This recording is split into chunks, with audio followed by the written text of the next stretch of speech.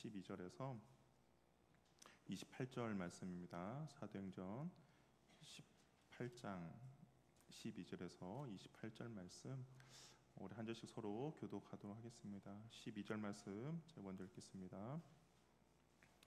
갈리오가 아가야 총독되었을 때 유대인이 일제히 일어나 바울을 대적하여 법정으로 데리고 가서 말하되 이 사람이 율법을 어기면서 하나님을 경외하라고 사람들을 권한다 하거늘 바울이 입을 열고자 할 때에 갈리오가 유대인들에게 이르되 너 유대인들이 만일 이것이 무슨 부정한 일이나 불량한 행동이었으면 내가 너희 말을 들어주는 것이 옳거니와 만일 문제가 언어와 명칭과 너희 법에 관한 것이라면 너희가 스스로 처리하라.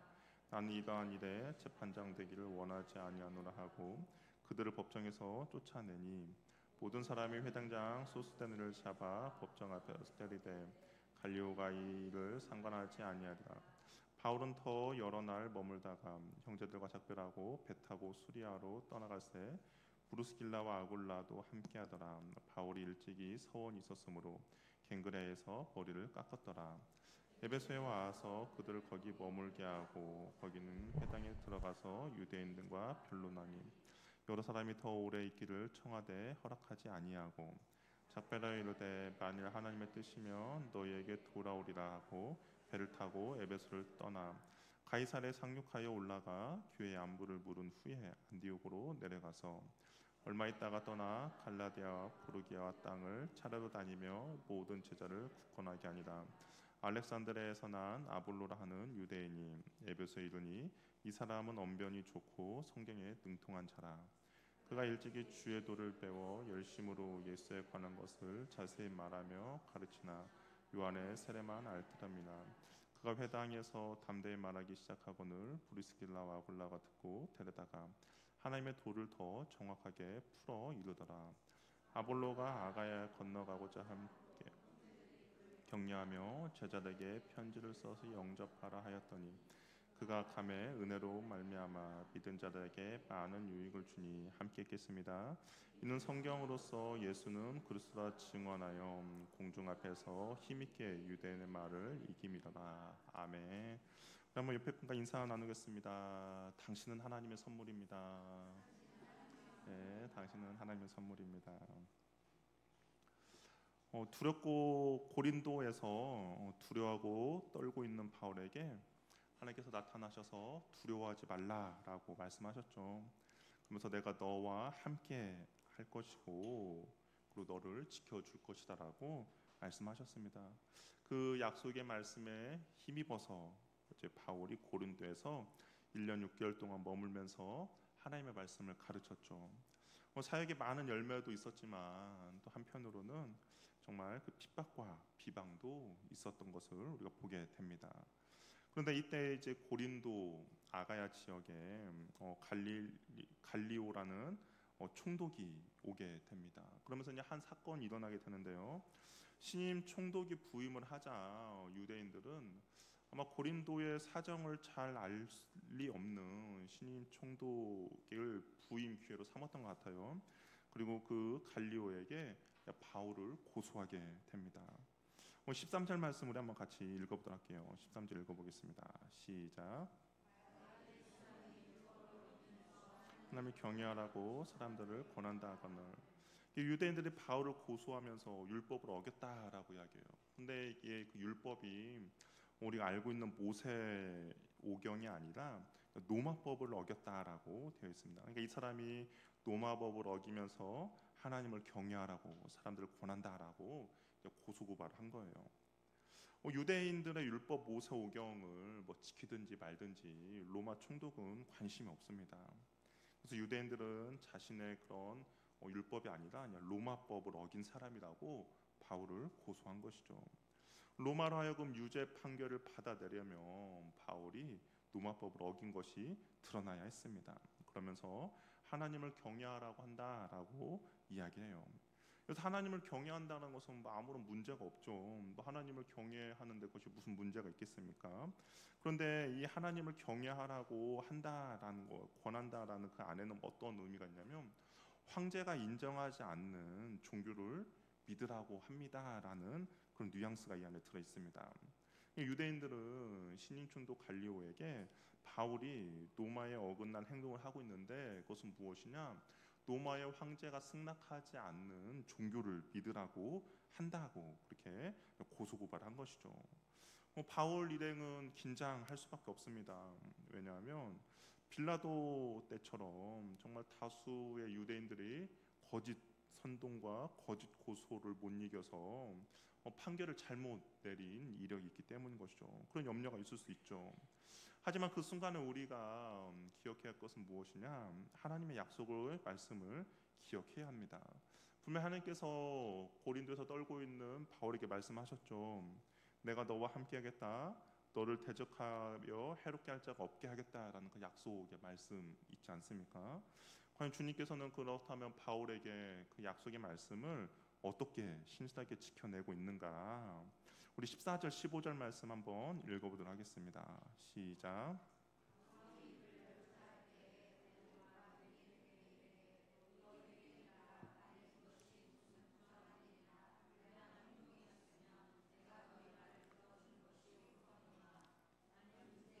언어와 명칭과 너희 법에 관한 것이며 너희가 스스로 처리하라. 나는 이러한 일에 재판장 되기를 원하지 아니하노라. 이 바울이 입을 열려고 하니까 갈리오가 아예 입을 열지도 못하게 해요. 그러면서 유대인들의 고소를 듣자마자 소송 자체를 취소하게 됩니다. 이것은 로마 법에 어긋난 것이 아니라 너희 내부의 문제라는 것이죠. 유대인들 고소에 바울이 행한 어떤 부정한 일이나 잘못된 행동에 대한 증거가 없다라는 것입니다. 유대인들 내부의 종교적인 문제임을 정확하게 이 갈리오가 알고 있어요. 그리고 예수님을 믿고 따르는 자들에게 유대인들 어떻게 보면 유대교에게 보장한 법적 특권도 허용하는 그런 의미가 됩니다. 그러니까 하나님을 경외하라고 하는 것 자체도 그냥 그들의 신앙의 자유를 이 갈리오가 허락하게 된 것이죠. 부임한 지 얼마 되지 않았지만 문제를 잘 진단하고 지혜 있게 선고하고 있습니다. 어찌 보면 하나님께서 그 바울에게 약속하신 그 신실한 약속의 말씀을 잘 지켜 나가고 있죠. 그러자 격분한 유대인들은 자신의 분풀의 대상을 찾게 돼요. 그 분풀의 대상이 누구냐? 17절에 보니까 회당장 소스데네입니다. 아마 바울을 공격하고 싶었을 거예요. 그런데 바울을 함부로 할 수 없죠. 왜 그렇습니까? 바울은 로마 시민권자이기 때문입니다. 그래서 어쩔 수 없이 그 유대인들이 분풀이 대상을 회당장 소스데네를 폭행하게 돼요. 이 소스데네는 누구냐면 우리 앞에서 회당장 그리스도 있지 않습니까? 그를 대신하여 아마 회당장이 된 사람입니다. 아마 이 유대인들의 모든 고소 고발을 소스데네가 법정 대리인으로 바울을 고소하였는지도 모릅니다. 근데 그 고소가 씨도 안 먹히니까 그 책임을 물어서 법정 앞에서 소스데네를 때린 것이죠. 그런데 이 훗날 이 소스데네가 어떤 사람이 되느냐? 우리 고린도전서 1장 1절을 한번 볼까요? 고린도에 바울이 편지를 보낼 때 이렇게 보냅니다. 우리 한번 같이 읽어보도록 할게요. 시작.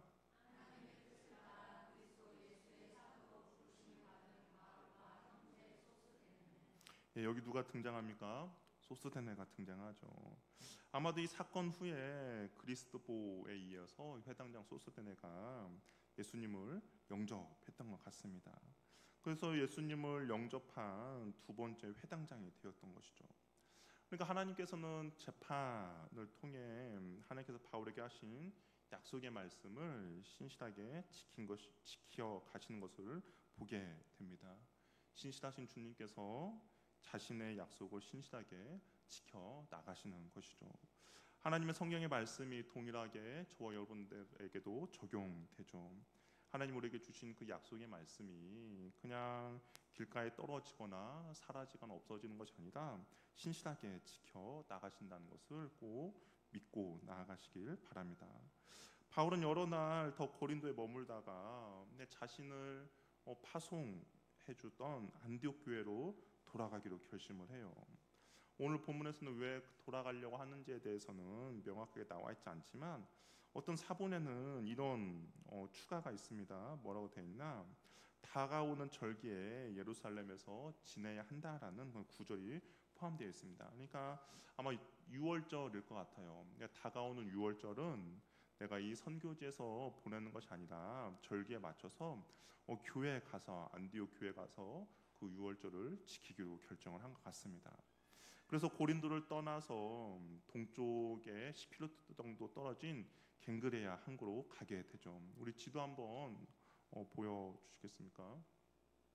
여기 보면 갱그리아 나오지 않는데 고린도에서 항구 쪽으로 바닷가 쪽으로 거기가 갱그리아가 있습니다. 근데 여기 가서 바울이 어떻게 하느냐?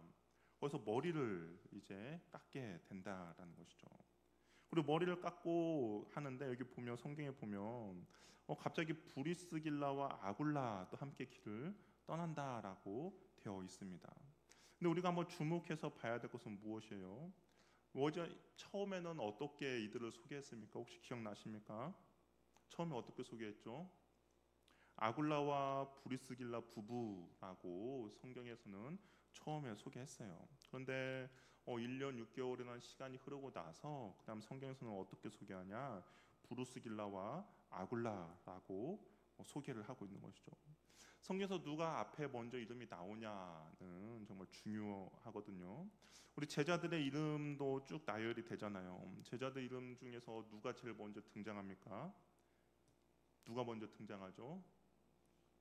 예, 뭐 저의 제언은 아닙니다. 누가 먼저 베드로가 등장하죠. 항상 제자들의 이름을 대 있는 것을 보면 베드로가 먼저 등장하죠. 그만큼 베드로가 예수님의 그 수 제자임을 알게 됩니다. 근데 여기도 보면 원래 아굴라와 브리스길라 부부라고 소개를 했는데 이제 그 오늘 본문에서부터는 브리스길라와 아굴라라고 등장이 돼요. 이는 이 브리스길라의 믿음이 이제 남편 아굴라의 믿음보다 더욱더 크고 출중함을 말해주고 있는 것이죠.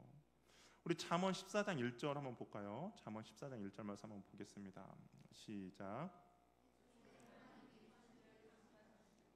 예, 이게 아닌데요. 잠언 14장 1절이 뭐냐면 지혜로운 여인은 자기 집을 세우되 미련한 여인은 자기 손으로 그것을 허느니라라고 되어 있어요. 한 집안 혹은 한 나라의 흥망성쇠가 누구에게 달려 있느냐? 여자에게 달려 있다라고 솔로몬은 이야기하고 있습니다. 우리 열왕기서를 보면 많은 왕들의 이름이 있죠. 근데 그 왕들의 이름이 등장하면서 동일한 패턴들이 하나가 더 등장하는데요. 무엇이냐? 그 왕들의 어머니의 이름도 의도적으로 성경에는 기록하고 있다라는 겁니다. 왜 그럴까요? 그 여성의 정말 가정에서 중요한 역할을 하고 있다라고 말해주고 있는 것이죠. 한 여인의 믿음이 한 집안을 지킬 수도 있고 또한 한 집안을 멸망시킬 수도 있다라는 겁니다.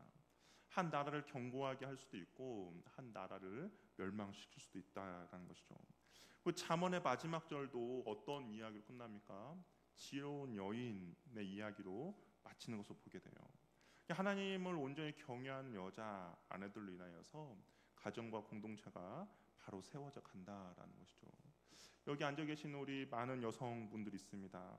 여러분들 인하여서 가정들이 세워지고 나라가 온전히 세워지고 공동체가 세워지는 것이죠. 그런 은혜가 있기를 바라요. 이 브리스길라처럼 여러분의 믿음 안에서 온전히 잘 자라서 가정과 그리고 나라와 공동체들을 잘 세워 나가시길 바랍니다. 갱그리아에 도착한 바울이 머리를 깎게 됩니다. 바울이 머리를 깎았다. 갑자기 왜 깎았을까?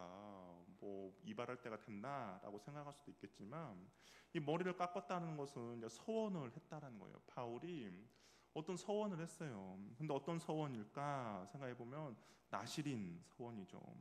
바울은 자신이 서원한 그 기간이 끝나서 이제 머리를 깎게 됩니다. 우리 나실인 서원은 민수기에도 나오고 우리가 지금 사사기 말씀을 읽는 삼손도 나실인으로 됐는데 이 나실인은 결국에는 자신을 거룩하게 구별하여서 하나님 앞에 서원한 것이죠. 근데 이 나실인 서원을 했을 때 하지 말아야 할 것들이 있습니다. 뭐가 있냐면 포도주와 독주를 마시지 않아야 돼요. 포도와 관련된 어떠한 음식도 먹어서는 안 됩니다. 그리고 머리카락을 자르지 않아야 돼요. 그리고 시체도 만져서는 안 됩니다.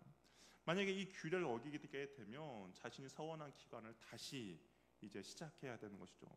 그리고 서원의 기간이 끝나면 이제 성막이나 성전에 가서 번제물과 속죄제물과 화목제물과 소제물을 드리고, 근데 자신의 이제 깎았던 그 머리를 잘라 화목제물을 태울 때 같이 태우게 되는 것이죠. 이 나실인 서원은 하나님 앞에서 전적인 헌신의 그런 서약이라고 할 수가 있습니다. 세상과 구별하여서 거룩함을 추구하는 것이죠. 근데 바울이 갱그레아에서 머리를 깎았다는 것으로 보아서 아마 고린도에서 이 나실인 서약을 했던 것 같아요. 왜 바울이 고린도에서 이런 나실인의 서약을 했을까? 우리가 아는 것처럼 고린도는 음행과 음란의 도시지 않습니까? 그 음행과 음란의 도시에서 아마 자기 자신을 스스로 지키고자 하나님 앞에 서원을 했던 것 같습니다. 그러면서 자신을 더욱더 거룩하고 구별되게 했던 것이죠. 그래서 자신이 그 음란한 고린도에서 어찌 보면 하나님의 은혜가 넘쳐나야 하기 때문에 그런 자신을 거룩하고 하나님 앞에 온전히 드리고 헌신함으로써 그런 성령의 충만함을 원했던 것 같아요. 이 성령의 충만함은 거룩함 가운데 더 충만해지기 때문인 것이죠. 그래야 그 음란한 고린도에서 자신이 온전히 사역을 해 나갈 수 있기 때문인 것이죠. 이제 전도 여행을 마치면서 감사하는 마음으로 머리를 이제 자른 겁니다. 우리도 때로는 주님 앞에서 자신을 거룩하게 구별하고 그리고 온전한 헌신의 시간들이 있기를 바랍니다. 하나님의 더 큰 은혜와 성령의 충만을 사모해서 내가 하나님 앞에 좀 더 거룩하고 내가 하나님 앞에 좀 더 구별되어서 온전한 주님의 그 기뻐하는 삶으로 나가는 은혜들이 있기를 바랍니다. 갱그레아에서 머리를 깎아 바울이 향한 곳이 어디냐? 에베소로 가게 됩니다. 갱그레아에서는 바로 예루살렘으로 가는 배가 없기 때문에 에베소에 들른 것이죠. 그리고 에베소에서 예루살렘 그쪽으로 가는 배를 타려고 합니다. 에베소라는 지역은 당시 로마에서 되게 큰 도시입니다. 알렉산드리아와 안디옥과 로마, 에베소라는 것이 그게 4대 도시에 속할 정도로 큰 도시였는데 특별히 아시아의 총독이 에베소에 거주했고 로마 황제의 신전도 에베소에 있었습니다.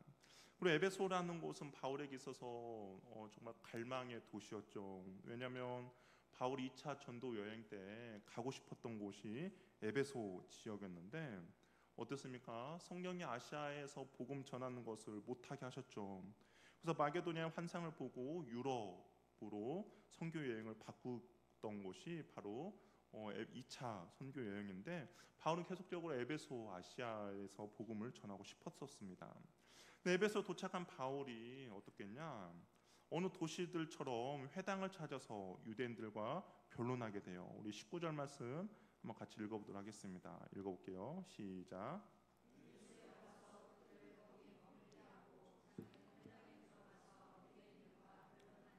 예, 여기 보면 에베소에서 와서 그들을 머물겠다라는 것은 여기 그들은 누구냐? 아까 말한 대로 이제 바울의 일행이죠. 브리스길라와 아굴라도 있을 것이고 또 실라와 그리고 디모데도 아마 포함되어 있을 것입니다. 이게 다른 사람들 거기도 못 놓고 바울이 혼자 회당에 들어갔어요. 그리고 나서 유대인들과 변론합니다. 그리고 바울의 사역을 보면 아시겠지만 어떻습니까? 기회만 된다면 항상 복음을 전했죠. 우리 디모데후서 4장 2절 말씀도 이렇게 말하고 있어요. 우리 한번 디모데후서 4장 2절 말씀 한번 읽어보도록 하겠습니다. 시작. 너는 말씀을 전파하라. 때로 어떤지 못 어떤지 항상 힘쓰라. 범사의 오래 참음과 가르침으로 경책하며 경계하며 권하라. 바울이 디모데에게 권면했는데 이 권면이 자신도 순종하며 실천한 것들을 권면한 겁니다. 시간이 되면 기회가 된다면 항상 복음을 전하라는 것이죠. 바울은 이 복음에 대한 책임을 끝까지 잘 감당했습니다. 바울의 말씀을 듣고 있던 사람들이 바울에게 더 오래 머물기를 권했어요. 그런데 바울이 허락하지 않았다라는 겁니다. 많은 사람들이 복음에 반응을 하면 바울의 특성상 더 머물면서 이 복음을 전하는 것이 당연하지만 바울은 이미 에베소 목적지가 에베소가 아니라 유월절을 지키기 위해서 안디옥 교회로 가는 것이 목적이었기 때문에 더 허락지 않았어요. 대신에 브루스길라와 아굴라 이 부부를 에베소에 남겨놓고 떠나게 됩니다. 3차 전도 여행의 거점을 아마 바울은 에베소로 생각했던 것 같아요. 2차 때는 하나님께서 허락하지 않았지만 또 다음번에 왔을 때는 하나님께서 이 아시아 지역을 선교의 거점으로 주시지 않을까라는 생각이 있었어요. 그래서 21절에 떠나기 전에 뭐라고 이야기하냐, 하나님의 뜻이라면 내가 다시 올 것이라고 이야기를 합니다. 바울에게 있어서 에베소는 선교 전략으로 정말 중요한 곳이죠. 왜냐하면 에베소를 중심으로 아시아 지역 전역을 복음화시킬 수 있기 때문입니다. 하지만 현재 바울은 그것마저도 자신의 판단이죠. 자신의 계획이었습니다. 하나님이 어떻게 바울 자신을 움직일 줄 몰랐어요. 그래서 주님의 뜻이라면이라는 단서를 달고 있죠. 근데 이 주님의 뜻이라는 이 단서가 보통 우리들이 주님의 뜻이라고 이야기하는 것과는 좀 다름이 있습니다. 왜냐하면 우리는 보통 주님의 뜻이면 이 주님의 뜻이라는 이 말에 가끔가다 나의 욕심과 욕망과 그런 것들을 포장하고 위장할 때가 있죠. 나의 어떤 욕심이 있지만 주님의 뜻이라고 포장합니다. 또한 내가 하고 싶은 일을 할 때 내가 하고 싶은 일을 할 때 주님의 뜻이라고 이야기해요. 또한 내가 하기 싫은 일을 내려놓을 때도 주님의 뜻이라고 이야기를 하면서 내려놓을 때도 있습니다. 그러나 바울이 하나님의 뜻을 입에 올릴 때는 그런 말이 아니에요. 자신의 인생을 걸고 책임을 지는 그런 주님의 뜻이라는 겁니다. 힘들고 어렵지만 하나님의 마음에, 하나님의 뜻에 나를 맞추겠다는 거예요.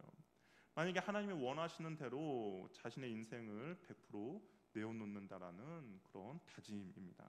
하나님이 원하시고 기뻐하신다면 어떠한 장애물이 있고 어떠한 어려움이 있더라도 최선을 다해 이루어 드리겠다는 고백인 거죠. 만약에 하나님이 만약에 바울에게 에베소로 오기는 것을 하나님의 뜻이다라고 하는데 여러 상황과 환경으로 그 길이 막히더라도 바울은 주님의 뜻이다면 그 여러 가지 막힌 환경과 상황을 뚫고서라도 아마 에베소에 오게 될 것입니다.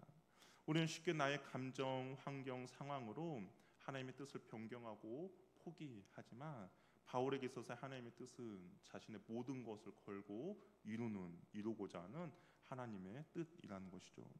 우리는 시간이 걸리더라도 하나님이 무엇을 원하시는지 천천히 살펴보아야 합니다. 그래야 주님의 뜻 안에 머물 수 있기 때문인 것이죠. 하나님의 마음은 하나님과 깊이 교제하는 사람만이 알 수가 있죠. 그리고 하나님의 마음을 아는 사람만이 헌신할 수가 있습니다. 헌신된 사람이 하나님의 뜻을 구하며 나가게 되는 것이죠. 다시 에베소에 오는 것이 하나님의 뜻이라면 바울은 어떠한 어려움이 있더라도 바울은 그 일을 이룰 것입니다. 저 여러분에게도 그러한 은혜가 있기를 바라요. 하나님의 뜻이라면 그것을 온전히 이루는 그런 은혜가 있기를 바랍니다. 바울이 에베소를 떠나 이제 수리 안디옥으로 향합니다. 그리고 그냥 가이사랴 항구에 도착했어요. 우리 22절, 23절 말씀 한번 읽어보도록 하겠습니다. 시작.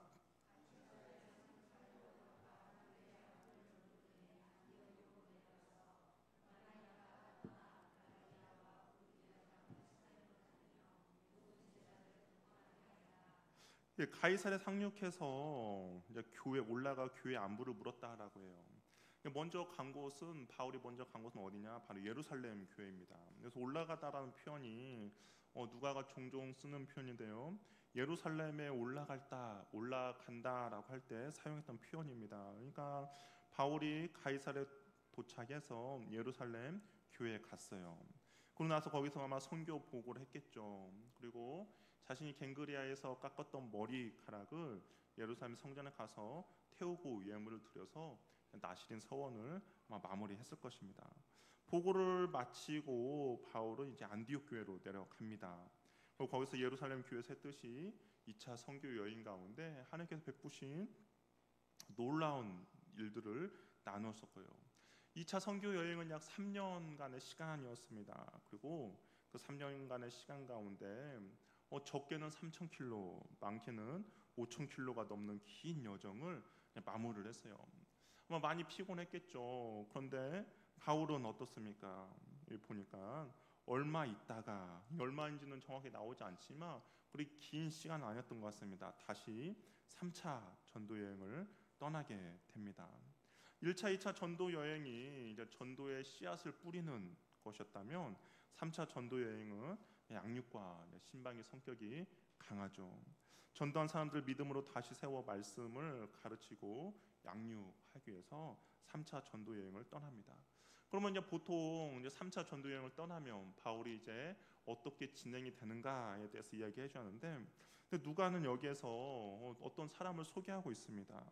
더 이상 이제 바울이 어떻게 진행되기보다는 한 사람을 소개하는데, 그 사람이 누구냐? 바로 아볼로라는 사람이에요. 에베소에서 어떤 일이 있었다는 것을 말해주는데요. 우리 24절 말씀 한번 읽어보도록 하겠습니다. 시작.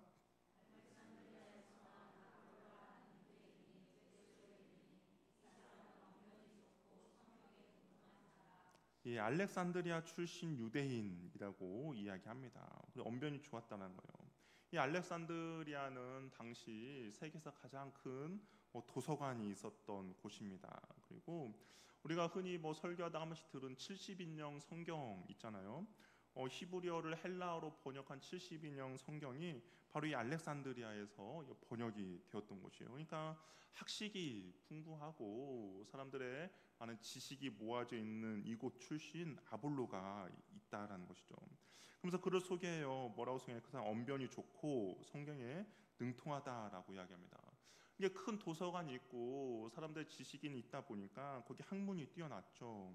학식이 풍부하다는 것은 아마 거기서 좋은 교육을 받았다라는 거죠.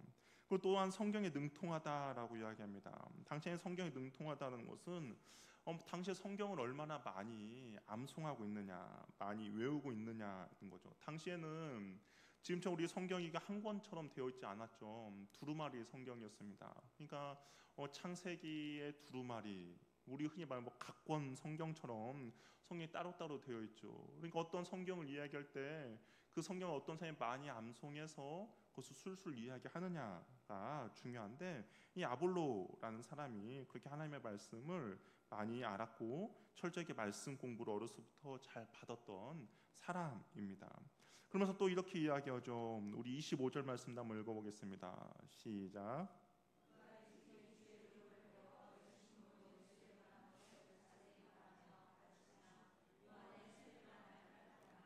하나님의 말씀에 능통했는데 보통은 구약 성경에만 능통하지 않습니까?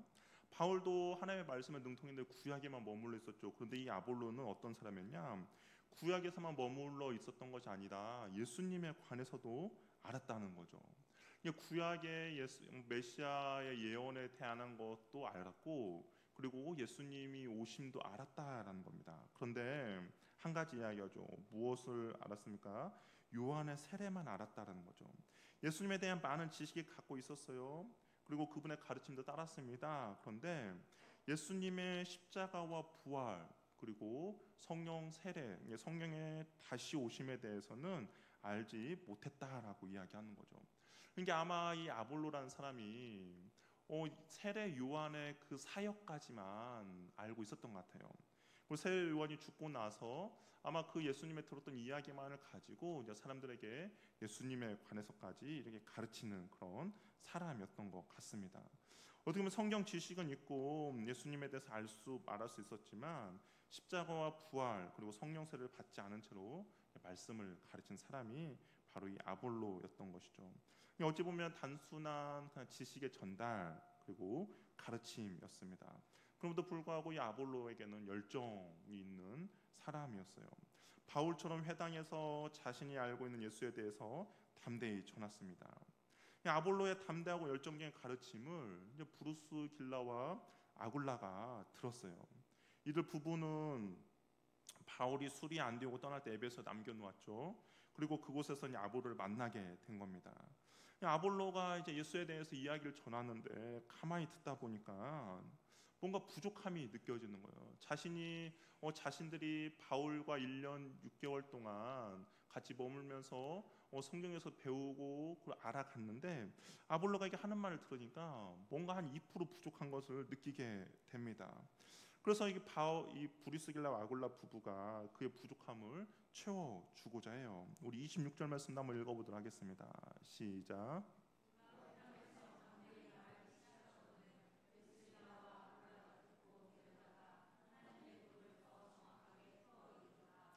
불완전한 복음을 듣고 즉석에서 그 미흡함을 보완해주지 않습니다. 어떻게 보면 아볼로는 성경 교사죠. 그리고 브리스길라 아굴라 부부는 평신도 사역자입니다. 만약에 평신도 사역자가 이 성경 교사에게 야 너가 알고 있는 성경 뭔가 부족하다라고 했다면, 아볼로가 공개적으로 했다면 기분 나빠서 듣지 않았을 거예요.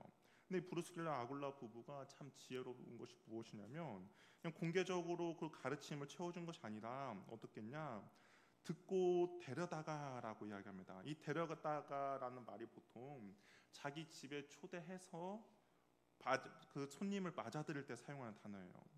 유대인들이 보통 자기 집에 손님을 초대하면 어떻게 합니까? 누군가를 초대하면 발을 씻겨주죠. 그리고 음식을 대접해주고 섬기는 것을 의미합니다.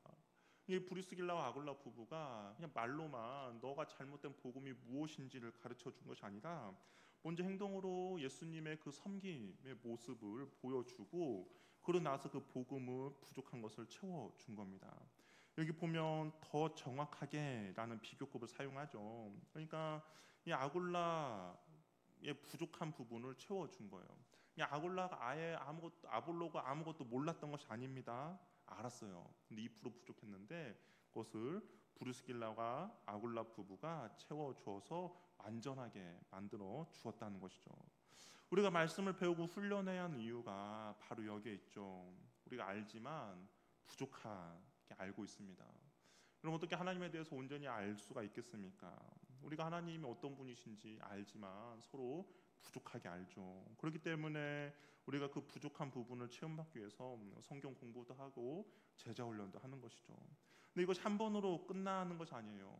이 브리스길라 아굴라 부부도 아볼로를 한 번만 가르쳐서 한 것이 아니라 계속적으로 시간이 날 때마다 만나서 말씀을 가르친 겁니다. 우리도 하나님의 말씀을 배우는 것이 내가 한번 하나님의 말씀을 배웠으니까 이제 졸업이다가 아니라 계속해서 하나님의 말씀을 배워나가야 한다라는 것이죠. 1, 2년 전만 해도 브리스길라와 아굴라 부부도 어떻습니까? 굉장히 초보 신자였죠. 그냥 예수 믿고 교회 다니는 정도였습니다.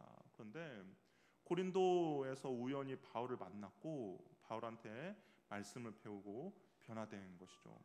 아볼로도 이미 훌륭한 사람이었음에도 불구하고 자신의 부족함을 열린 마음으로 겸손하게 브리스길라와 아굴라의 가르침을 받아들입니다. 자신의 부족함을 인정하고 배우는 것은 쉽지 않지만 아볼로는 자신의 부족함을 겸손히 배우게 된 것이죠. 이만하면 됐다라는 말은 하지 말아야 할 것입니다. 피조물인 인간이 창조주 하나님을 어찌 다 알 수 있겠습니까? 시간이 없다라고 말하지 말고 시간을 내어 기회를 얻어서 하나님을 더 알고 배우고 갈망함이 저 여러분에게 있기를 바랍니다. 브리스길라 아굴라 부부 덕분에 아볼로는 비로소 복음의 바른 증인이 될 수 있었어요. 본래 복음 전도 여행을 지니고 있던 아볼로가 이제 완전한 복음을 알게 되자 에베소에 머물지 않습니다. 우리 27절, 28절 말씀 한번 읽어보도록 할게요. 시작.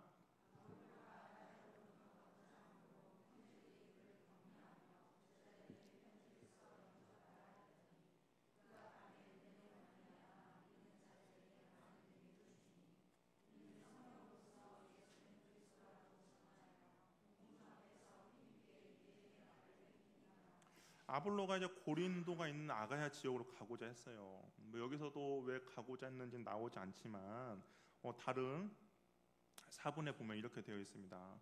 고린도에 있던 성도들이 아볼로의 가르침을 듣고 자기들과 함께 건너가자라고 강권했다라고 이야기해요.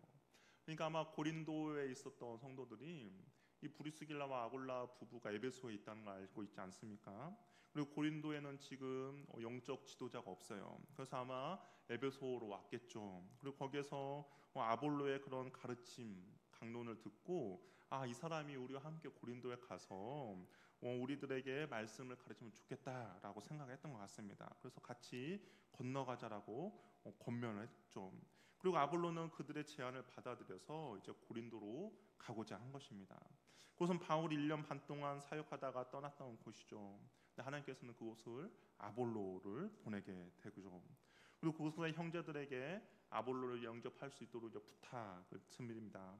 이 영접하다는 말이 그의 사역을 영적, 정신적, 물질적으로 도와달라는 그런 내용입니다. 아볼로로 인해서 고린도에 믿는 자들의 큰 유익이 되었어요. 또한 바울처럼 구약 성경을 가지고 십자가에 달려 죽고 부활한 예수님이 메시아임을 담대하게 증언하였습니다. 그의 능통하고 풍부한 학식으로 유대인들과의 논쟁에서도 이 아볼로가 승리하게 이기게 되는 것이죠. 아볼로의 고린도 사역은 대단히 성공적이었습니다. 우리가 나중에 고린도전서를 보면 알겠지만 자신의 의사와 상관없이 나는 바울파다, 난 아볼로파다 생겨날 정도로 아마 아볼로가 이 고린도에서 정말 사람들에게 많은 영적 유익을 주었던 것이죠. 그래서 바울은 이런 아볼로를 두고 뭐라고 이야기하냐? 하나님의 동역자라고 이야기를 하고 있습니다. 그러면서 물을 주는 일을 하며 주님의 제자들을 이 아볼로가 잘 양육한 것을 보게 됩니다. 이걸 보면서 하나님은 보이지 않는 곳에서 사람들 간의 만남을 주관하시는 분임을 우리가 알게 되죠. 하나님의 만남은 복을 허락하시고 만남을 통해서 하나님의 일을 이루어 가십니다. 만남을 통해서 사람들끼리 선한 영향을 주고 받게 하시고 또 부족한 부분을 채우게 하시고 또 부족한 사람을 채워주도록 하고 또 하나님의 말씀에 재생산을 이루게 하십니다. 그러면 만남의 복을 위해서 우리는 날마다 기도해야 될 것이며 또 하나님이 주관하신 만남을 우리는 또한 소중하게 여겨야 한다라는 것이죠. 한번 가만히 생각해 보시죠. 바울과 브리스길라 아굴라 부부의 만남이 있었습니다. 그리고 그 만남을 통하여서 하나님께서는 또한 아볼로를 만나게 하셨죠. 그리고 또한 그 아볼로를 통하여서 하나님께서는 고린도 교회 가운데 하나님의 그런 일을 행하시는 것이죠. 우리의 삶에서도 이런 만남들이 그냥 우연히 이루어지는 것이 아니라 하나님의 섭리와 하나님의 계획 가운데 이루어지고 있다라는 겁니다. 그렇기 때문에 우리는 그 주님의 계획과 섭리 가운데 이루어진 만남을 소중하게 생각해야 한다라는 것이죠. 주님 우리를 세상의 빛이요 소금이라 말씀하셨습니다. 우리에게 어두운 세상을 향해서 선한 영향력으로 밝게 비출 책임이 있죠. 이 책임을 우리가 온전히 감당하기 위해서는 먼저 겸손히 주님의 말씀을 배워야 할 것이고 하나님께 대한 바른 지식을 가져야 할 것입니다. 내가 주님이 어떤 분이신지 모르고 그리고 하나님이 어떤 분이신지 모른다면 세상을 향해서 빛과 소금의 역할을 온전히 감당할 수 없기 때문인 것이죠. 그리고 하나님의 사랑을 깊이 알아 그 사랑으로 다른 사람을 잘 섬기며 나아가시길 바랍니다. 이런 삶을 통해서 주님의 이름을 높이며 주께 영광을 돌리는 저와 여러분이 되기를 바랍니다. 함께 잘 일어나셔서 우리 함께